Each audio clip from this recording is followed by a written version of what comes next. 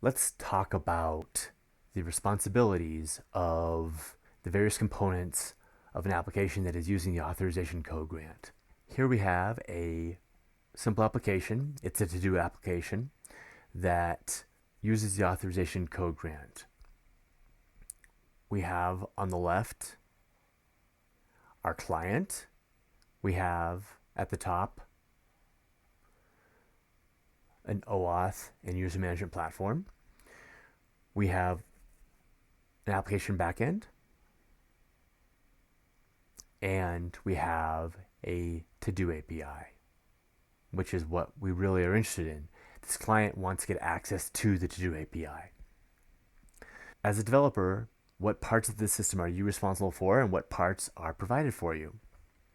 The storage of users, the authentication process, and anything else that is user related, as far as generating tokens or enforcing other rules or policies, those are all the responsibility of the OAuth provider. FusionAuth is one such OAuth provider. There are others out there.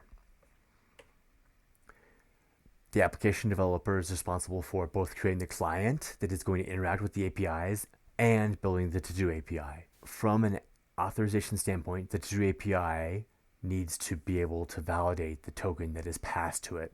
Obviously, there's a lot of other functionality that needs to be built in terms of creating to-dos, storing to-dos, updating to-dos. That's beyond the scope of this conversation. What's important to know is that the application developer needs to be responsible for taking an access token that is presented by the client and making sure that access token is good. The application backend is either your responsibility as an application developer, or very often there are libraries that you can use. If you're an application developer who is using OAuth 2 to protect resources like the to-do API with an access token and using the authorization code grant, then you should absolutely investigate using a library. There are open source ones that are snap-in to frameworks like Rails and Django.